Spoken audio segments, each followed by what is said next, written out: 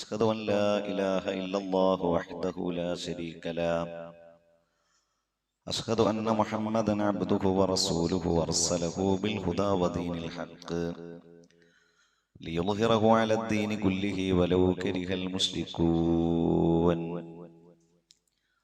اللهم صل على محمد وعلى آل محمد كما صليت على إبراهيم وعلى آل إبراهيم إنك حميد مجيد اللهم بارك على محمد وعلى آل محمد كما باركت على إبراهيم وعلى آل إبراهيم إنك حميد مجيد أما بعد فإن خير الحديث كتاب الله وخير الحدي حدي محمد صلى الله عليه وسلم وشر الأمور محدثاتها وكل محدثة بدعة وكل بدعة ضلالة أعوذ بالله من الشيطان الرجيم بسم الله الرحمن الرحيم يا أيها الذين آمنوا اتقوا الله حق تقاته ولا تموتن إلا وأنتم مسلمون. ഏറെ ബഹുമാന്യരായ സഹോദരന്മാരെ, സഹോദരികളെ, ജീവിതത്തിൽ കഴിവിൻ്റെ പരമാവധി അള്ളാഹുവിനെ സൂക്ഷിച്ചുകൊണ്ട് ജീവിക്കുകയും അള്ളാഹുവിന് ഇഷ്ടമുള്ള പ്രവർത്തനങ്ങൾ പരമാവധി ജീവിതത്തിൻ്റെ ഭാഗമാക്കി അള്ളാഹുവിന് ഇഷ്ടമില്ലാത്ത പ്രവർത്തനങ്ങളിൽ നിന്ന് ക്ഷമയോടുകൂടി പരമാവധി മാറി നിന്നുകൊണ്ട് നല്ല മനുഷ്യരായി ജീവിക്കാൻ പരിശ്രമിക്കണമെന്ന് എന്നോടും നിങ്ങളോടും നമ്മുടെ എല്ലാം പരലോക രക്ഷയ്ക്ക് വേണ്ടി ആമുഖമായി ഉണർത്തുകയാണ്, വസിയത്ത് ചെയ്യുകയാണ്. മരണപ്പെടുന്ന സമയത്ത് ലാ ഇലാഹ ഇല്ലല്ലാ എന്ന കലിമത്തു തൗഹീദ് ഉച്ചരിച്ചുകൊണ്ട് മരിക്കാൻ, അതിനനുസരിച്ചുകൊണ്ട് നമ്മുടെ പ്രവർത്തനങ്ങളെ ക്രമീകരിക്കാൻ അല്ലാഹു സുബ്ഹാനഹു വ തആല നമ്മെ അനുഗ്രഹിക്കുമാറാകട്ടെ. നമ്മുടെ കുടുംബത്തിൽ ഉണ്ടാകേണ്ട നന്മകളെ കുറിച്ചാണ് കഴിഞ്ഞ 1-2 ആഴ്ചകളിലൂടെ നാം സംസാരിച്ചത്. നമ്മുടെ കുടുംബത്തിൽ നന്മകൾ ഉണ്ടാകുകയും ആരാധനകളിലും സംസ്കാരങ്ങളിലും ഇസ്ലാമിക വിശ്വാസവും ഇസ്ലാമിക സംസ്കാരവും നാം കാത്തു സൂക്ഷിച്ചാലേ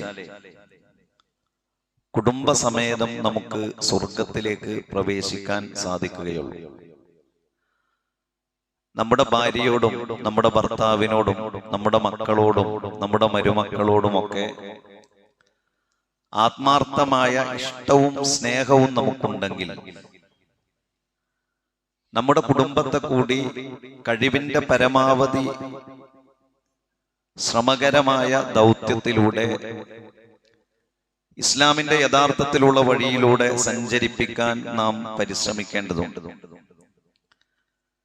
വിശുദ്ധ ഖുർആൻ പറയുന്നുണ്ട്, വല്ലദീന ആമനു, വിശ്വസിച്ചവർ, വത്തബഅതുഹും ദുർരിയ്യതഹും ബിഈമാനിൻ, ആ വിശ്വസിച്ചവരായ മാതാപിതാക്കളുടെ കൂടെ അവരുടെ സന്തതികളും നാളെ പരലോകത്ത് അവരെ പിന്തുടരും. അൽഹഖ്നാ ബിഹിം ദുർരിയ്യതഹും, ആ സന്തതികളെയും ഈ മാതാപിതാക്കളുടെ കൂടെ സ്വർഗത്തിലേക്ക് അല്ലാഹു ചേർക്കും. ബാപ്പയും ഉമ്മയും പോകുന്ന സ്വർഗത്തിലേക്ക് കുടുംബത്തെയും മക്കളെയും അല്ലാഹു സുബ്ഹാനഹു വ തആല ഈ മാതാപിതാക്കളുടെ കൂടെ അങ്ങ് ചേർക്കും. വമാ അലത്നാഹും മിൻ അമലിഹിം മിൻ ഷൈഇൻ, ആ ചേർക്കുന്നത് മാതാപിതാക്കളുടെ സൽക്കർമ്മത്തിൽ നിന്ന് അല്ലെങ്കിൽ അവരുടെ പ്രവർത്തനങ്ങളിൽ നിന്ന് എന്തെങ്കിലും ഒന്ന് കുറച്ചിട്ടല്ല. അങ്ങനെ കുറച്ചുകൊണ്ട് മാതാപിതാക്കൾ ചെയ്തതിന്റെ കാരണത്താൽ മക്കൾക്ക് പ്രവേശിക്കാനും കഴിയില്ല.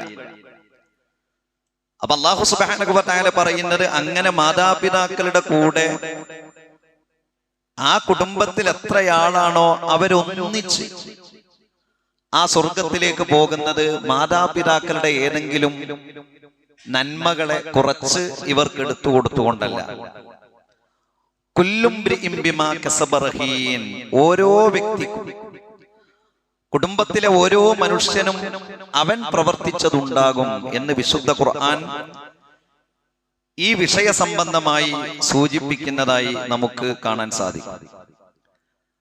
അപ്പൊ കുടുംബത്തെക്കുറിച്ച് ആലോചിക്കുകയും കുടുംബത്തെക്കുറിച്ച് ചിന്തിക്കുകയും മക്കളുടെ നന്മയും മക്കളുടെ സംസ്കാരവും, കുടുംബത്തിലേക്ക് ഒരു മരുമകൾ കടന്നു വന്നാൽ അവരെ കുറിച്ചുമൊക്കെ ചിന്തിക്കേണ്ടത് യഥാർത്ഥത്തിൽ മാതാപിതാക്കളുടെ ഒരു ദൗത്യമാണ്. നമ്മൾ മാത്രം ശരിയാകുക എന്നതല്ല. നമ്മൾ പരമാവധി നമ്മുടെ കുടുംബത്തെ ഒരു ഇസ്ലാമികമായ വഴിയിൽ, ഇസ്ലാമിന്റെ വെളിച്ചത്തിൽ, ഖുർആനിന്റെ വഴിയിൽ മുന്നോട്ട് ഗമിപ്പിക്കാൻ നാം ശ്രമിക്കേണ്ടതുണ്ട്. അത് വളരെ പ്രധാനപ്പെട്ട ഒന്നാണ്.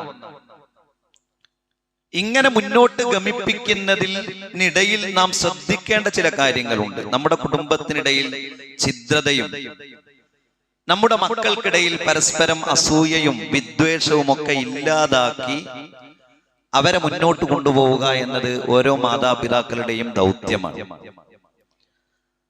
4-5 മക്കളുണ്ടായാൽ ആ മക്കൾ തന്നെ പരസ്പരം പോരടിച്ചും പരസ്പരം മനസ്സിൽ പകവച്ചും അവർ തന്നെ ജ്യേഷ്ഠനോടും അനിയനോടുമൊക്കെ വിദ്വേഷമുണ്ടായും ജ്യേഷ്ഠന്റെ ജീവിതത്തിൽ എന്തെങ്കിലും ഒരു നഷ്ടം സംഭവിച്ചാൽ അത് നന്നായി എന്ന അനിയൻ പറയുന്ന ഒരവസ്ഥ, അനിയന്റെ ജീവിതത്തിൽ എന്തെങ്കിലും ഒരു പരാജയം സംഭവിച്ചാൽ അത് അവന് പറ്റേണ്ടത് തന്നെയാണ് എന്ന് പറയുന്ന ഒരു ജ്യേഷ്ഠൻ. അങ്ങനെ ഒരു മനസ്സ് ഒരു 4-5, 3-4 മക്കൾക്കിടയിൽ, ഒരേ ഗർഭപാത്രത്തിൽ നിന്ന് പുറത്തു വന്ന മക്കൾക്കിടയിൽ ഉണ്ടാകുക എന്ന് പറഞ്ഞാൽ പിന്നെ ആർക്കിടയിലാണ് സമൂഹത്തിൽ ഐക്യവും സ്നേഹവും ഉണ്ടാവുക? അപ്പൊ അതിന് കാരണമായി തീരുന്ന കാര്യങ്ങൾ മാതാപിതാക്കൾ ഉണ്ടാക്കരുത്. അതിലേറ്റവും പ്രധാനപ്പെട്ട ഒന്നാണ് മക്കൾക്കിടയിൽ ചെറുപ്പം മുതൽ തന്നെ കഴിവിന്റെ പരമാവധി നമ്മൾ നീതി പാലിക്കണം. നമ്മളെല്ലാ മാതാപിതാക്കളും മക്കളെ അങ്ങനെ മാറിക്കാണുന്നവരോ മക്കൾക്കിടയിൽ അനീതി കാണിക്കുന്നവരോ ഒന്നും ആകുകയില്ല. എന്നാൽ ബോധപൂർവം നാം ശ്രദ്ധിക്കേണ്ടത് മക്കൾക്കിടയിൽ നീതി പാലിക്കാനാണ്. ചിലതൊക്കെ നമ്മൾ അങ്ങോട്ട് അശ്രദ്ധമായി ചില കാര്യങ്ങൾ അങ്ങോട്ട് ചെയ്തു പോകും. അപ്പൊ അതിൽ ബോധപൂർവം ചില കാര്യങ്ങൾ മക്കൾക്കിടയിൽ അനീതി കാണിക്കുന്നില്ല എന്നത് നാം ശ്രദ്ധിക്കണം. അതിൽ ഏറ്റവും പ്രധാനം സ്നേഹമാണ്. ചെറിയ പ്രായത്തിൽ മക്കളെ സ്നേഹിക്കുന്നതിൽ സ്വാഭാവികമായി നമ്മളോട് ഏറ്റവും കൂടുതൽ അടുപ്പം ഏത് മക്കൾക്കാണോ ആ മക്കളോട് കൂടുതൽ അടുപ്പം മാതാപിതാക്കൾക്കുണ്ടായേക്കാം.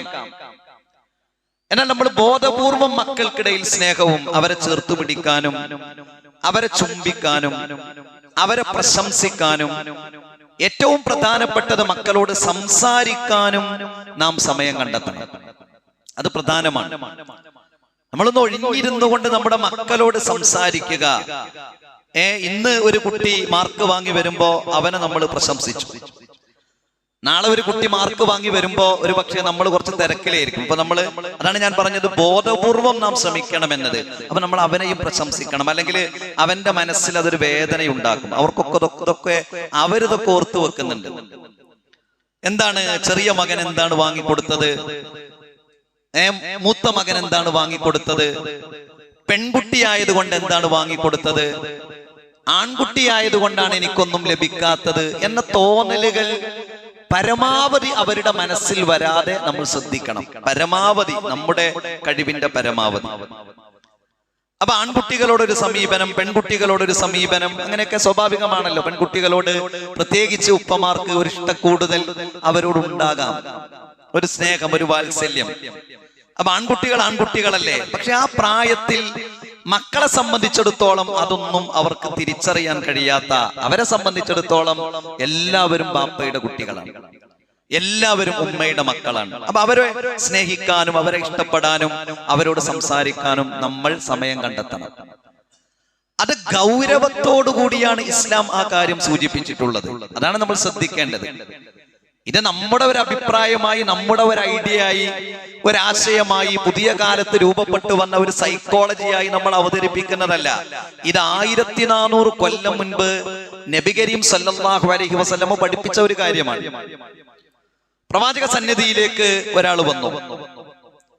അപ്പൊ അദ്ദേഹത്തിന്റെ മക്കളുണ്ട്. അപ്പോ ഒരു മകൻ ഇങ്ങനെ വന്നപ്പോ ആ മകനെ പ്രവാചകൻ ആ മകനെ ഈ മനുഷ്യൻ ഒരു ചുംബനം നൽകി മടിയിലിരുത്തി. പിന്നെ അദ്ദേഹത്തിന്റെ മകള് വന്നു. അപ്പൊ അദ്ദേഹം ആ കുട്ടിയെ അടുത്തിരുത്തി. അള്ളാഹുവിന്റെ പ്രവാചകൻ ആ സമയത്ത് ചോദിക്കുകയാണ്, അലാ സവ്വൈത ബൈനഹുമാ, നീ അവരോട് തുല്യമായി പെരുമാറുന്നില്ലേ എന്ന്. എന്തപ്പോ ചെയ്ത്? ഒരു മകൻ വന്നു. മകൻ ആ സമയത്ത് പ്രത്യേകിച്ചൊന്നും ഉണ്ടായിട്ടാവില്ല. ഒരു ഉമ്മ കൊടുത്തു, മടിയിലിരുത്തി. വേറെ ഒരു മോള് വന്നു, ആ മകൾ അടുത്തിരുത്തി. പക്ഷെ നബി സല്ലല്ലാഹു അലൈഹി വസല്ലം അത് ശ്രദ്ധിക്കണം. നബി കരീം സല്ലല്ലാഹു അലൈഹി വസല്ലം ചോദിച്ചത്, അലാ സവ്വൈത ബൈനഹുമാ, നീ അവർക്കിടയിൽ തുല്യമായി പെരുമാറുന്നില്ലേ, നീ അവർക്കിടയിൽ തുല്യമായി നീതി പാലിക്കുന്നില്ലേ എന്നതാണ്. അപ്പോ മക്കളോട് കാണിക്കുന്ന സ്നേഹം പോലും തുല്യമാകാൻ പരമാവധി മാതാപിതാക്കൾ എന്ന നിലക്ക് നാം ശ്രമിക്കണം. അതല്ലെങ്കിൽ കുറച്ച് കഴിയുമ്പോ അവരിങ്ങനെ പരാതി പറയും. ആ പരാതിയിൽ കഴമ്പുണ്ടോ അല്ലേ എന്നുള്ളതൊക്കെ വേറെ. കാരണം ബാപ്പാര് എന്നുള്ള നിലക്ക് ഇതൊന്നും മനസ്സറിഞ്ഞ് ചെയ്യുന്നതാവില്ല. പലതും യാദൃശ്ചികമായി സംഭവിക്കുന്നതായിരിക്കും. എന്നാൽ നമ്മള് ഓരോ മക്കൾക്കും ഓർക്കാനുള്ള കാര്യങ്ങൾ നമ്മുടെ ജീവിതത്തിൽ പരമാവധി നാം ഉണ്ടാക്കി കൊടുക്കണം. അത് വളരെ പ്രധാനപ്പെട്ട ഒന്നാണ്. അല്ലെങ്കിൽ ഇത് ചിത്രതയും പ്രയാസവും മക്കൾക്കിടയിൽ ഉണ്ടാകും. ഭാവിയിൽ അവർ അങ്ങനെ ചിന്തിക്കുന്ന ഒരവസ്ഥ ഉണ്ടാകും. രണ്ടാമത്തേത്, മക്കൾക്ക് നാം നൽകുന്ന സമ്മാനങ്ങൾ, ഹിബത്ത് എന്നാണ് പറയുന്നത്. ഹിബത്ത്, സമ്മാനങ്ങൾ. ആ സമ്മാനങ്ങളിൽ നാം നീതി പാലിക്കണം. മക്കൾക്ക് നാം നൽകുന്ന സമ്മാനം, ഇപ്പൊ വിവാഹ സമ്മാനം, വിദ്യാഭ്യാസ അവസരങ്ങൾ, ബിസിനസ് കച്ചവട ആവശ്യത്തിന് വേണ്ടി അവർക്ക് നൽകുന്ന പണം, അവർക്ക് വേണ്ടി നാം ഒരുക്കി കൊടുക്കുന്ന ഭൗതിക സഹായങ്ങൾ, ഇതിലൊക്കെ മാതാപിതാക്കൾ പരമാവധി നീതി പാലിക്കണം. നുഅ്മാൻ ഇബ്നു ബശീർ റളിയല്ലാഹു അൻഹു പറയുകയാണ്, തസദ്ദഖ അലയ്യ അബീ ബിബഅദി മാലിഹി, എൻ്റെ ബാപ്പ എനിക്ക് കുറച്ച് പണം നൽകി, എനിക്ക് എൻ്റെ ഉപ്പ കുറച്ച് പണം നൽകി. അപ്പോ നുഅ്മാൻ ഇബ്നു ബശീർ റളിയല്ലാഹു അൻഹുവിന്റെ മാതാവ് പറഞ്ഞു, അംറ ബിൻതു റവാഹ പറഞ്ഞു, ലാ അർളാ ഹത്താ തുശ്ഹിദ റസൂലല്ലാഹ്, അള്ളാഹുവിന്റെ പ്രവാചകൻ ഇത് ഇഷ്ടപ്പെടുന്നത് വരെ ഇതിന് ഞാൻ സാക്ഷ്യം വഹിക്കുകയില്ല, ഞാൻ ഇതിന് സാക്ഷിയാവൂല. അള്ളാഹുവിന്റെ റസൂല് എന്താണ് ഇതിലൊരു തീരുമാനം പറയുന്നത്? ഒരു മകന് മാത്രം അങ്ങനെ പണം കൊടുത്താൽ മതിയോ? അപ്പൊ നബി കരീം സല്ലല്ലാഹു അലൈഹി വസല്ലമയുടെ അടുത്ത വിഷയത്തിൽ അള്ളാഹുവിന്റെ റസൂല് പറഞ്ഞു, അകുല്ല വലദിക അഅതൈതഹു മിസ്ല ഹാദാ, നീ നിന്റെ എല്ലാ മക്കൾക്കും ഇങ്ങനെ നൽകിയോ? അപ്പോ അദ്ദേഹം പറഞ്ഞു, ഇല്ല, നൽകിയിട്ടില്ല. നീ അള്ളാഹുവിനെ സൂക്ഷിക്കണം, പരമാവധി മക്കൾക്കിടയിൽ നീതി പാലിക്കണം എന്ന് നബി കരീം സല്ലല്ലാഹു അലൈഹി വസല്ലം പറഞ്ഞു. മറ്റൊരു ഹദീസിലുണ്ട്, ഫലാ തുശ്ഹിദ്നി അലാ ജൗരിൻ, അനീതിക്ക് നീ എന്നെ സാക്ഷിയാക്കരുത് കേട്ടോ എന്ന് നബി സല്ലല്ലാഹു അലൈഹി വസല്ലം അദ്ദേഹത്തോട് പറഞ്ഞു എന്നാണ്. അപ്പോ അദ്ദേഹം അത് തിരിച്ചു വാങ്ങി. ഇത് നമുക്കൊരു പക്ഷേ സ്വാഭാവികമായി ജീവിതത്തിൽ സംഭവിക്കുന്നതായിരിക്കും. അപ്പൊ നമ്മൾ ആലോചിച്ച് നോക്കിയിട്ടുണ്ടോ? നമ്മൾ നമ്മുടെ പെൺകുട്ടികളെ ഇപ്പോ വിവാഹം കഴിച്ച് പറഞ്ഞയക്കണം. ഒരു സാധാരണക്കാരനായ മനുഷ്യൻ, ഈ സാധാരണക്കാരനായ മനുഷ്യന് 1 ഏക്കർ സ്ഥലമുണ്ട്. അയാൾക്ക് 2 പെൺകുട്ടികളും 2 ആൺകുട്ടികളുമുണ്ട്. ഈ 2 പെൺകുട്ടികളെ കെട്ടിച്ചയക്കാൻ ഇസ്ലാമിൽ മഹർ എന്ന ഒരു സംവിധാനമേ ഉള്ളൂ. സ്ത്രീധനം എന്ന ഒന്നില്ല ഇസ്ലാമിൽ. നമുക്ക് നമ്മുടെ ഒരു ഇഷ്ടത്തിന് മകളെ വിവാഹം കഴിച്ച് പറഞ്ഞയക്കുമ്പോൾ നാം കൊടുക്കുന്നതാണ്. ആ അർത്ഥത്തിലേ ഇതിനെ നമ്മൾ കാണാൻ പാടുള്ളൂ. പക്ഷെ ബാപ്പ എന്ത് ചെയ്തെന്ന് വെച്ചാൽ 1 ഏക്കർ സ്ഥലം വിറ്റ്. ഈ 1 ഏക്കർ സ്ഥലം വിറ്റ് ഈ 2 പെൺകുട്ടികൾക്കും കല്യാണം കഴിച്ച് പറഞ്ഞയച്ചപ്പോ അതിനുള്ള സ്വർണം വാങ്ങിക്കൊടുത്തു. ബാപ്പാക്ക് വേറെ വകയൊന്നുമില്ല, 2 ആൺകുട്ടികൾ വേറല്ലേ. നമ്മളൊന്ന് ചിന്തിച്ചു നോക്കൂ, നമ്മളൊന്ന് ആലോചിച്ച് നോക്കി. 2 ആൺകുട്ടികൾ കൂടി ഉണ്ടല്ലോ. ശരി, ആൺകുട്ടിക്ക് 10, 35, 38 വയസ്സായി. ഇവന് വീട് കയറ്റണ്ടേ, ഇവന്റെ സൗകര്യങ്ങൾ ഉണ്ടാക്കണ്ടേ. ഈ ബാപ്പ ഈ ആൺകുട്ടിക്ക് എന്താ കൊടുത്ത്? ഈ ഉപ്പ അടുത്ത ആൺകുട്ടിക്ക് എന്താ കൊടുത്ത്? അപ്പൊ നമ്മളൊന്ന് ആലോചിച്ച് നോക്കും, നമ്മൾ അതിലൊരു നീതി കാണിക്കണം എന്ന ഒരു മനസ്സുണ്ടെങ്കിൽ പാപ്പാക്ക് ആ സമയത്ത് തന്നെ ഉണ്ടാവും, എനിക്ക് 2 പെൺകുട്ടികൾ മാത്രമല്ല, എനിക്ക് 2 ആൺകുട്ടികൾ കൂടിയുണ്ട്. അതുകൊണ്ട് ഈ ആൺകുട്ടിയോട് കൂടി ഞാൻ നീതി പാലിക്കണം എന്ന ഒരു വിചാരമുണ്ടെങ്കിൽ അതിനനുസരിച്ചുള്ള ഒരു കാൽക്കുലേഷൻ, ഒരു കണക്കുകൂട്ടൽ ഈ പിതാവിനുണ്ടാകും. അപ്പൊ ഇതൊരു പ്രധാനമാണ്. അതല്ലെങ്കിൽ എന്താന്ന് പറയുന്നത്, അല്ലെങ്കിൽ കുറച്ച് പ്രായമായി ഈ ആൺകുട്ടിക്ക് ഒരു വീട് കയറ്റണം, ഒരു സാമ്പത്തികമായ ആവശ്യമുണ്ടായി, പിന്നെ അവന്റെ മനസ്സിലേക്ക് ഇതിങ്ങനെ കടന്നു വരും, ബാപ്പ എനിക്കെന്താ തന്നത്, ഇപ്പോഴും ബാപ്പാക്ക് ഓല കാര്യത്തിലാ ശ്രദ്ധ, എനിക്കെന്താ ബാപ്പ തന്നത് എന്നവർ ചോദിക്കുമ്പോ ന്യായമായ ആ ചോദ്യത്തിന് നമുക്ക് ഉത്തരമില്ലാതായി തീരും. പെൺമക്കൾക്ക് കൊടുക്കണ്ടെന്നല്ല, പക്ഷേ നമുക്ക് ഇതിനൊക്കെ ഒരു ബാപ്പ എന്ന നിലക്ക് ഇതിലൊക്കെ നമുക്കൊരു കണക്ക് കൂട്ടലുകൾ ഉണ്ടാകണം. നമ്മൾ ഒരു മകന് ഇതേപോലെ തന്നെ 10 സെന്റ് സ്ഥലമുണ്ട്, ഒരു മകനെ പഠിപ്പിക്കണം, 10 സെന്റ് സ്ഥലം വിറ്റോനെ പഠിപ്പിച്ചു. അപ്പൊ അടുത്താളെ നമ്മൾ അതിന് മാർഗം ഉണ്ടാവുന്ന വിചാരിക്കണേ. ശരി, ഒരാൾ പഠിച്ച് ഉന്നതമായ ജോലി ലഭിച്ചു, വേറൊരാൾക്ക് പഠിക്കാൻ ഒരു മാർഗമല്ല. ഇവര് വലുതായി കഴിഞ്ഞാൽ എന്തുണ്ടാകുക? എന്തപ്പോ സമൂഹത്തിൽ ഉണ്ടായിത്തീരുന്നത്? കുടുംബ പ്രശ്നങ്ങളിൽ, കുടുംബ തർക്കങ്ങളിൽ സംസാരിക്കാൻ വേണ്ടി ചൊല്ലുമ്പോൾ പറയുന്ന പ്രശ്നങ്ങളാണ് ഇതൊക്കെ. ആ ചോദ്യത്തിന് അവിടെ മറുപടി ഇല്ല. അപ്പൊ അവിടെ നീതി എന്നത് വളരെ പ്രധാനപ്പെട്ട ഒന്നാണ്. നമ്മൾ നീതി പാലിക്കണം മക്കളോട്. പരമാവധി സമ്പത്തിന്റെ കാര്യത്തിൽ, പ്രത്യേകിച്ചും പണത്തിന്റെ കാര്യത്തിലാണ് അധിക കുടുംബങ്ങളും ഇപ്പോൾ പ്രശ്നം. പ്രത്യേകിച്ച് പിതാവ് കഷ്ടപ്പെട്ട് ചോര നീരാക്കി പ്രവാസിയായി ഗൾഫിൽ പോയി 2-3 മക്കളുണ്ടെങ്കിൽ 2-3 സ്ഥലത്ത് അവർക്ക് സെപ്പറേറ്റ് സ്ഥലമൊക്കെ ഒരു 10-15 സെന്റ് വാങ്ങി ഇട്ടിട്ടുണ്ടെങ്കിൽ, പിന്നെ ബാപ്പ മരിച്ചു കഴിഞ്ഞാലോ ബാപ്പ ജീവിച്ചിരിക്കുന്നുണ്ടെങ്കിലോ ഈ 3 സ്ഥലത്ത് വാങ്ങിയിട്ട 15 സെന്റിന്റെ പേരിലായിരിക്കും തർക്കം. അതാണ് കൂടുതൽ നല്ല സ്ഥലം, അതാണ് അങ്ങാടിന്റെ അടുത്ത്, അതിനാണ് വിറ്റ കൂടുതൽ സ്ഥലം. എന്താ ബാപ്പ ചെയ്തത്? ബാപ്പർക്ക് വേണ്ടി കഷ്ടപ്പെട്ടു. ഞാൻ പറഞ്ഞത് സ്വത്തിന്റെ കാര്യത്തിലാണ് അധിക കുടുംബങ്ങളിലും തർക്കം. ആ തർക്കത്തിന് മാതാപിതാക്കൾ എന്ന നിലക്ക് നമ്മളൊരു വഴിയൊരുക്കി കൊടുക്കരുത്. അപ്പൊ മക്കളോട് നമ്മൾ നീതി പാലിക്കണം, മക്കൾക്ക് കൊടുക്കുന്ന സമ്മാനങ്ങളിൽ നീതി പാലിക്കണം. അതാണ് നുഅ്മാൻ ഇബ്നു ബശീർ റളിയല്ലാഹു അൻഹു പറയുന്നത്, എനിക്കെന്റെ പിതാവ് കുറച്ച് പണം നൽകി. ഉമ്മ പറഞ്ഞു, അള്ളാഹുവിന്റെ പ്രവാചകൻ സാക്ഷിയായാലേ ഞാനിത് സ്വീകരിക്കുകയുള്ളൂ. അള്ളാഹുവിന്റെ റസൂൽ ചോദിച്ചത്, നിന്റെ എല്ലാ മക്കൾക്കും കൊടുക്കാൻ ഇങ്ങനെയുണ്ടോ? ഇല്ല. എങ്കിൽ നീ അനീതിക്ക് എന്നെ കൂട്ടാക്കരുത് കേട്ടോ എന്ന് നബി സല്ലല്ലാഹു അലൈഹി വസല്ലമ ചോദിക്കുകയാണ്. അതെല്ലാ കാര്യങ്ങൾക്കും അങ്ങനെയാണ്. അപ്പൊ നമ്മുടെ നാട്ടിലുണ്ടല്ലോ, ഇപ്പോ ചെറിയ മക്കൾക്കാണ് വീട്, നമ്മുടെ നാട്ടില് എല്ലാം കൊടുത്തു, അല്ലെങ്കിൽ എല്ലാവർക്കും ഉണ്ട്, അല്ലെങ്കിൽ എല്ലാ മക്കൾക്കും എല്ലാം കൊടുത്ത് ബാപ്പ അങ്ങനെ ഒരു മക്കളെയൊക്കെ വിളിച്ചു കൂട്ടി ഒരു ചർച്ച നടത്തിയടാ, നിങ്ങൾക്ക് ഞാനത് തന്നില്ലേ, നിങ്ങൾക്ക് ഇത് തന്നില്ലേ, ഇവനല്ലേ ഒന്നും ഇല്ലാത്തത് എന്നൊക്കെ പറഞ്ഞ് അവരൊരു അഭിപ്രായ സമന്വയത്തിൽ എത്തിക്കഴിഞ്ഞാൽ പ്രശ്നമല്ല. അതല്ലാതെ അങ്ങനെ ചെറിയ മോനുള്ളാണ് വീട്, അപ്പൊ അതിന് തൊട്ടുമേലുള്ളവനൊന്നും ഇല്ലെങ്കിലോ? അപ്പൊ ഇതൊക്കെ നമ്മൾ പറഞ്ഞു വച്ച, നമ്മൾ പഠിപ്പിച്ചു വച്ച ചില കാര്യങ്ങളാണ്. എന്നാൽ രോഗികൾ, ചികിത്സ ആവശ്യമുള്ളവർ, പ്രത്യേകമായി പരിഗണിക്കേണ്ട മക്കൾ, ഇങ്ങനെയൊക്കെ ഉണ്ടെങ്കിൽ അത് മറ്റുള്ളവരെ കൂടി ബോധ്യപ്പെടുത്തി നമുക്ക് ചെയ്യാം എന്നതാണ്. അപ്പൊ നീതി പാലിക്കുക എന്നത് സാമ്പത്തിക വിഷയത്തിൽ പ്രത്യേകിച്ചും മാതാപിതാക്കൾ ചെയ്യേണ്ട ഒന്നാണ്. അതുപോലെ തന്നെ മാതാപിതാക്കൾ ജീവിച്ചിരിക്കുമ്പോൾ മക്കൾ മരണപ്പെട്ടു പോകുന്ന അവസ്ഥ ഉണ്ടാവും. അപ്പൊ നേരിട്ട് ഇസ്ലാമിലെ അനന്തരാവകാശം എന്നത് ഏറ്റവും അടുത്തതാരാണോ അവർക്കാണ് സമ്പത്ത് കൈമാറുക. കാരണം അതാണ് അതിന്റെ നീതി. മക്കളില്ലെങ്കിലോ പേരമക്കളിലേക്ക് പോകും, ഉമ്മയില്ലെങ്കിലോ വല്യുമ്മയിലേക്ക് പോകും. അപ്പൊ ബാപ്പ ജീവിച്ചിരിക്കുമ്പോൾ മക്കൾ മരണപ്പെട്ട് കഴിഞ്ഞാൽ ബാപ്പയുടെ മുൻപിൽ അവിടെ ഒരു ഓപ്ഷൻ ഉണ്ട്. ആ ഓപ്ഷൻ എന്താ? ബാപ്പാക്ക് വസിയത്ത് ചെയ്യാം. ആർക്ക്? ഈ പേരക്കുട്ടികൾക്ക്. 3 ആൺകുട്ടികളാണ്. അതിൽ ബാപ്പ ജീവിച്ചിരിക്കെ ഒരു മകൻ മരണപ്പെട്ടു, പിന്നെ 2 കുട്ടികളെ ഉള്ളൂ. അപ്പൊ ബാപ്പ ജീവിച്ചിരിക്കുമെന്ന് എന്ത് ചെയ്യണം? ഈ പേരക്കുട്ടികൾക്കുള്ളത് എഴുതി വെക്കുകയോ അത് വസിയത്ത് ചെയ്യുകയോ ചെയ്യണം. അതല്ലെങ്കിൽ എന്താ സംഭവിക്കാന്ന് ചോദിച്ചാൽ സ്വാഭാവികമല്ലേ, ചെയ്യണമെന്ന് പറഞ്ഞാൽ യതീമിനോട് ബാധ്യതയില്ലേ? മിസ്കീനിനോട് ബാധ്യതയില്ലേ? എന്ന വിശുദ്ധ ഖുർആനിലെ ആ സൂറത്ത് തന്നെ എന്താണ്? സൂറത്തുൽ മാഊൻ, പരോപകാര വസ്തുക്കളെ തടഞ്ഞു വെക്കുന്നവർ എന്ന് പറഞ്ഞാൽ അതിൽ പറയുന്നത് യതീമിനോടും പാവപ്പെട്ടവരോടുമുള്ള ബാധ്യതയാണ്, അവരോടുള്ള കടപ്പാടാണ്. അതല്ലെങ്കിൽ എന്താ സംഭവിക്കുക? നമ്മൾ ആലോചിച്ചു. എന്താണ് പല കുടുംബങ്ങളിലും സംഭവിച്ചിട്ടുള്ളത്?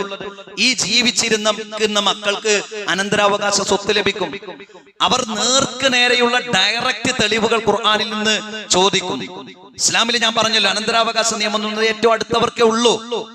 അപ്പൊ അത് എന്ത് ചെയ്യുന്നു വെച്ചാൽ, ഈ മകൻ മരണപ്പെട്ട ആ മകനിലുള്ള പേരമക്കൾ അവർ അനാഥരായി, അവർ വഴിയാധാരമായി പോകും. അപ്പൊ ഉപ്പ എന്ത് ചെയ്യണം? അത് വസിയത്തായി ചെയ്യണം. അത് 2 കൊല്ലം കൂടി കഴിയട്ടെ, 5 കൊല്ലം കൂടി കഴിയട്ടെ എന്നൊക്കെ പറഞ്ഞാല് ഈ പേരമക്കൾക്കൊന്നും ഇല്ലാതായി തീരും.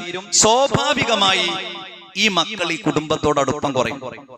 വല്യുപ്പാനോട് ഒരു താല്പര്യം ഉണ്ടാവില്ല.